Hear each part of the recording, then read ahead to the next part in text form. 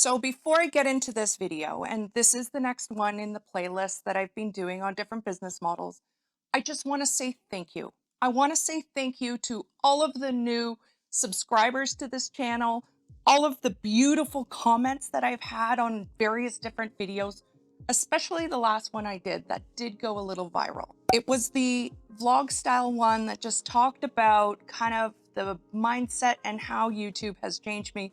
If you haven't seen it, you can check it down below. I'll link it at the end of the video as well if you're curious, but just know if I've missed your comments, it's not on purpose. It legitimately is. I've been working on my phone and it's very limited as to what I see. So I've tried to reply to everyone's comments. I love you all so much. So thank you, thank you, thank you from the bottom of my heart. But let's jump into probably the reason why you're here today. And that is the next business model, which is an in-person service-based business. So who doesn't know Alex Hormozi? I mean, he's one of probably the most popular YouTubers, social media influencers, mega millionaires out there. He does often talk about this business model. However, there is one creator I really want to outline here because his channel is so dedicated to this business model, and that is Forever Self-Employed. And I really hope you do check out his link below. He offers some really great information there and goes into much greater detail than I ever would in this video. So this one here is going to be a very high-level introduction to this business model. We're going to talk about the pros, the cons, and the possible profits that you could see in doing an in-person service-based business. And what I'm talking about here are businesses like handyman services or contractors that come in and fix your home. It's also, car detailers and pressure washers, window cleaners. It is also housekeepers and house cleaning services, as well as personal trainers and landscapers, even event or wedding planners. Those all fall into this business model as well.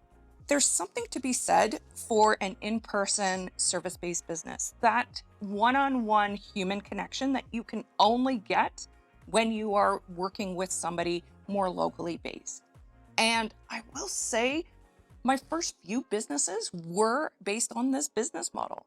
When I was 8 years old and I started a snow shoveling business where I was the salesperson and I had a crew of snow shovelers, AKA my friends. And I would collect the money. I would keep 50% as the business owner, as well as the salesperson, and then distribute the other 50% on whoever was helping me at that time. Some days were great, some days not so much, but it really taught me about the whole kind of business model of learning how to generate business out of something that you physically are able to do yourself. But is this a good business model? And that's what we're going to approach here in this video, is to talk about the pros or the good, the cons or the bad and ugly, as well as the potential profits here. Let's take a look and see, is this a business model that's right for you? And hey, my name is Helena. After a career of 30 years in finance, I now help business owners and salespeople to make more profits quickly in their business by creating systems and processes that help them to speed things up, to help with lead generation, etc. And I'm going to jump into the video now, so buckle in, let's go. So let's look at the pros. What are the pros of this business model? And I already talked about this. This is direct in-person contact. This also could end up being word of mouth. If you do a really great job for somebody, with the power of social media today, your name could easily be passed on. And I will say, my own housekeeper, this is where I ended up getting my own housekeeper myself, because she was highly recommended on a Facebook group that I'm part of. And what that does is it eliminates some of the friction that a buyer or a customer potentially could have in hiring somebody. If you already come highly recommended, there's a lot less barriers for you to break down in the sales part of the business model.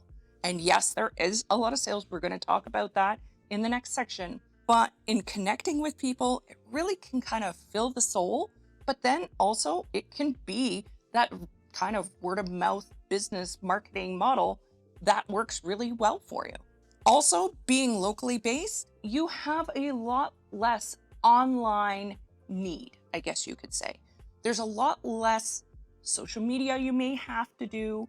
If you become very well known in your local area as the go-to person for this, you actually get a lot of referrals right off the bat. And yes, you probably still do need somewhat of an online presence. So a Facebook page, as well as a Google page, as maybe also a website. These are all important today, absolutely. And I will say businesses who don't have those often will struggle, even if they've been highly successful for the last 30 years. People just want that know, like, and trust factor in multiple ways right now. But yes, this could potentially minimize how much online presence you have to do in a local business model. Also, there is something to be said for tangible results. When I look at my house after my housekeeper has gone through it, I love, love, love the feeling of a spotless, clean home. I mean, I'm not talking about that I'm a hurricane, but I love the feeling of knowing that, my floors sparkle just a little bit more than they did that morning, or whatever the case may be. Or if I have a dirty car and somebody pressure washes it or details it inside, seeing something go from really grubby to spotless shine, it's so gratifying. And cleaning windows, 3 floors high, you may not even be able to get at those windows very easily. But a company who specializes in cleaning windows would have no problem in taking care of that. And again, that tangible result is what people pay for. And that is what keeps them coming back year after year, as long as they are happy with your services. And another pro here is the income. You absolutely can replace your full-time job with an income here. It can also be a great part-time income, and I'm going to jump more into that in a little bit, but I did want to address that. It is a huge positive. You can make a career out of a service-based business. So based on that now, let's take a look at some of the cons associated to this business model. So some of the cons, and I'm going to be very upfront with this part of it because I have personally seen many of these in action. So being in the mortgage world and the financial advisory world for the last 30 years, I have seen so many debt consolidations because somebody has not paid off their income taxes. They didn't take care of their bookkeeping. They owe the government thousands, if not hundreds of thousands of dollars in back or arrears of income taxes. So I feel that this is an industry that a lot of people would really need to have a solid bookkeeper, or perhaps somebody who teaches them how to do bookkeeping, or perhaps have a hire who takes care of this on a regular basis. But I do see that this is a problem often for the service-based business model people. And I don't know if that's a persona thing, is that a demographic, or whatever the case may be, but it is something I've seen over and over and over in time. Another issue is your location limits. So you really can only do business as far as you're willing to kind of drive. And I say willing, but really it's more profitably based kind of locations. Are you going to drive 500 kilometers or 1,000 miles or whatever the case may be to service someone?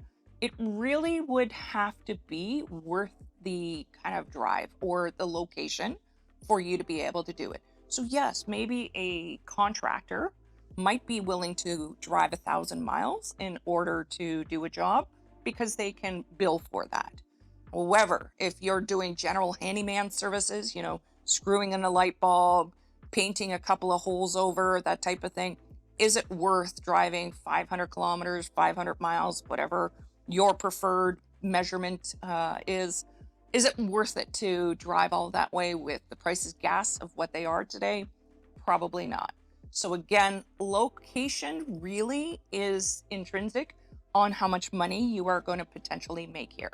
And if you are in a great location, so for instance, say downtown Toronto, where it's very heavily concentrated in housing, perhaps you'll do really, really well. But if you are in a smaller remote location and perhaps just don't have the population there, that can restrict how much money you can make in a service-based business. Is there a need where you live or work? So physical requirements is also a big thing here. And what I'm talking about is the potential wear and tear on your body, the potential for an injury. This is a business model that risk is just significantly higher. And I've seen that also in the financial advisory world when I was in there. When I help clients with, insurance policies, etc., it was very, very expensive in certain business models. And this happened to be one because of the fact that there was just a lot more risk for injury. And policies are very expensive when there is more risk. Bottom line is, a big insurance company is not about losing money. So if your service-based business model is high risk, just understand you're going to pay higher insurance premiums, whether that's on the physical side of life insurance and disability and that type of thing, or whether it's going to be on the liability and the casualty side of things as well. Both of these have a little bit more cost associated, a little bit more risk. And based on that, the financial risk is then kind of higher on these as well. If you get injured or you have an illness and you are not covered for some kind of personal insurance that would cover your life or a disability, you potentially put yourself in a situation where you can't work and you may end up bankrupt or in a serious financial situation because of your physical limitations or your illness or whatever the case may be. And if you are the business, then that is where the significant financial risk is. If your business is dependent on you to be there to do something in order to earn money and you can't do it, it is a huge financial risk in that sense. So there is a secondary kind of financial risk here, and that's more on the liability or the regulatory kind of side of things. And what I really mean here is if you aren't getting the proper insurance coverage for being on a location and traveling from place to place, you may risk your business being sued because you don't have the adequate coverage, or perhaps even yourself not having the adequate coverage. Also, if you aren't keeping up with, health codes and certain regulations, this also could put your business at risk. And the last thing I want to talk here is a lot of people in this industry also want to be paid cash. And yeah, an e-transfer can be deemed as cash because if you don't declare it on your income, then you can't prove that you perhaps got injured on a location somewhere. So, and another thing also is that if you didn't get a permit for a job, like you're a contractor or something like that, and the city or the town comes to that customer later and says, where was your permit for this thing that you put up? And they don't have one and you don't have one to provide them, well, guess what? You are going to be sued. You will be taken to the cleaners by that customer. You also potentially could get in very, very big trouble by that municipality, town, city, whatever the case may be as well. So if you are cutting corners on the liability and regulatory side, you could be heading for some big disasters there as well. The other thing also is when you operate a locally based business, you are absolutely dependent on your reputation. So if you are the type of person who goes into the local pub after you work and mouth off and get drunk and start being obnoxious, well, someone will put that out there. I hate to say it. If you start doing crappy work, people are going to call you out, whether that's an online review or somebody posts in a Facebook group, do not use this person. I have seen this. I have absolutely seen this where somebody recommended someone and then there was like 10 replies to that saying, do not use them. I had a poor experience. If you are a locally based business, just understand anytime you are in public Anytime you are online, you are your business, and that speaks volumes. So you definitely have a huge reputation risk here that you have always got to maintain in your mind. So the last one I want to touch upon is staffing challenges. A local in-service business is hard work. This is usually a very physically demanding type of job. Or if you have a salesperson, it's also a lot of like telemarketing as well. You are going to have a potential high turnover rate of employees working for you. Finding and keeping good talent is going to be a challenge. And a lot of the times, if you have good talent and you're not taking care of them, well, very quickly they become your competition as well. If they are doing the job for you better than you, guess what? They're going to be getting the future jobs then. So this can be a challenge. You ideally want to build a business that employs people to do it, because the last part of the cons I want to talk about is the fact that this is also a very heavily sales-based model. Believe it or not, a lot of people think, oh, I'm not good at sales. I'm never going to be a salesperson. I'm going to be a pressure washer instead. I'm going to clean up people's garages, etc. But in this business model, you have to learn to become a marketer. You have to learn to become a salesperson, because yes, you have a job today, but tomorrow you may not. So you need to be constantly, whether phoning, posting online, door knocking, whatever the case may be. This business model could very much be 60% sales, 40% work. And that goes back to the staffing thing. If you need to be doing a lot of sales to bring the volume in, to bring you to the income you want to be at, then you're going to need staff there to kind of do the work. So I want to jump into the potential profits now, because I really do believe that this is a great business model. I know many people who have this business model and take care of their families and put their kids through universities and colleges, etc., and put them through all kinds of different sports and arts programs.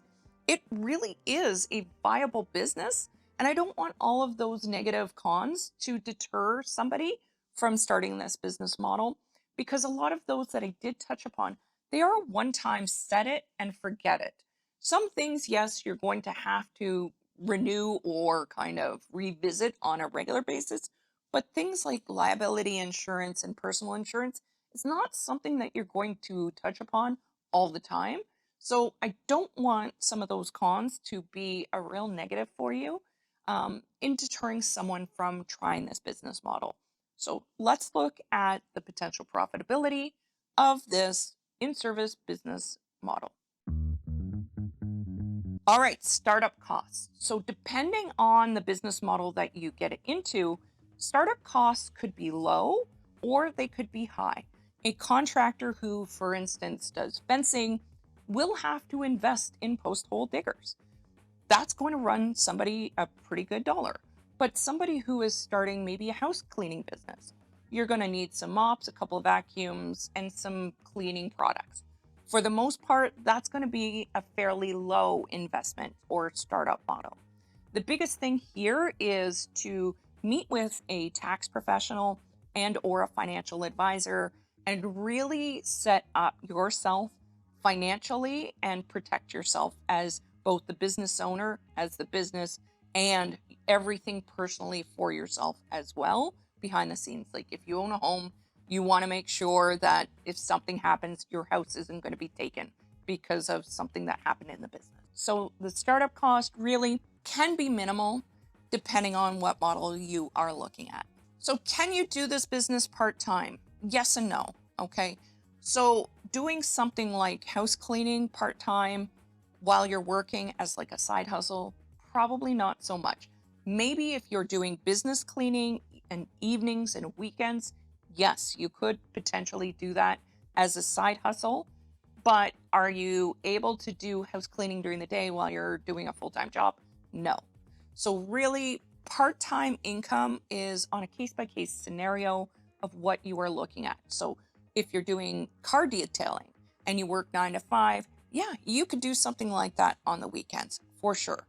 Is your income potential going to be huge because of that? No.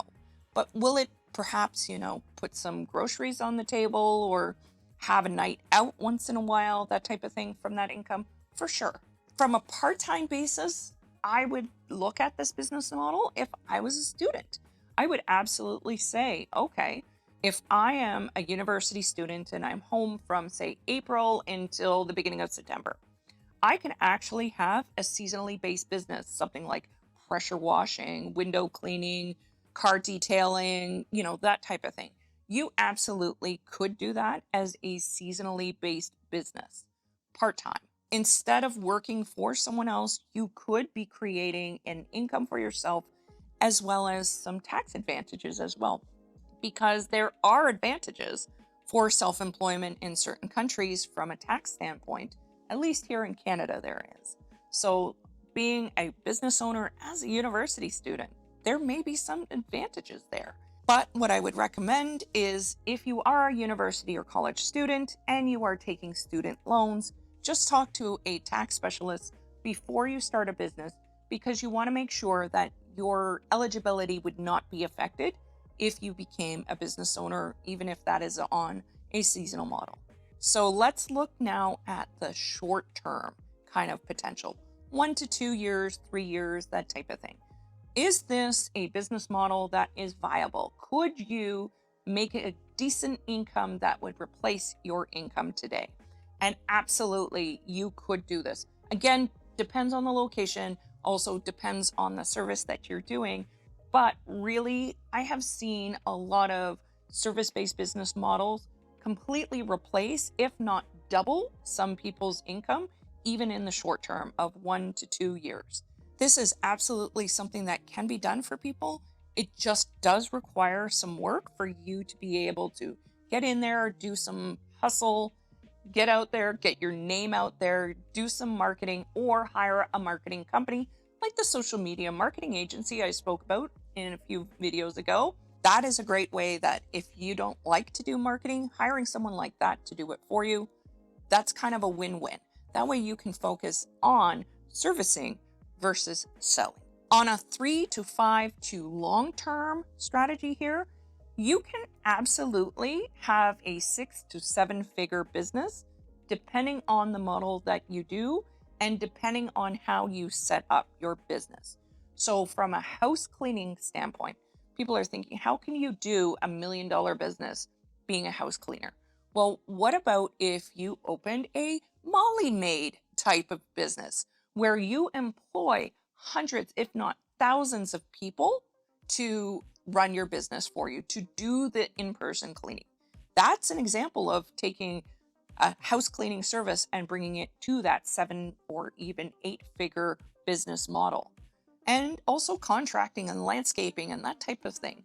When you get really big and start being able to hire really great talent and pay really great talent appropriately, this is where you take your, perhaps one person business to that huge corporation type standpoint, where you can work more on running the business, do the behind the scenes, run the marketing, do a lot of that in-person schmoozing and networking and that type of thing. That's where you can then start being able to scale on a larger basis. So there is a huge potential to do $1 million businesses here, but it does require work and it does require to scale your business as time goes and bringing in people and talent to help you get there. So to summarize, an in-person business model is great for somebody who really loves that hands-on, hands-in type of business. They like to be able to do something, whether that's a passion or something that they are really skilled at. This is a great business model for somebody who really just wants to kind of work with their hands. And there is so much need for this out there. There's so many people out there that really just want to sit behind a computer and do nothing in person anymore. So this can be an area where you could really flourish just because there's such a high demand and very few people getting into this business model. But if this does sound too labor intensive and you are one of those people who do really want to just work virtually behind the scenes, you want to kind of be known for something, and if you're like many of the younger people today who really want to look at this business model as something that they aspire to do as a career, and what I'm talking about is social media influencers. We're going to jump into that one next. So feel free to like, subscribe so you can see when that video pops up, and we will see you there. Thank you for watching. And again, check out the video that I talked about at the beginning here. I've linked it in the comments, and I appreciate you for being here. Thank you.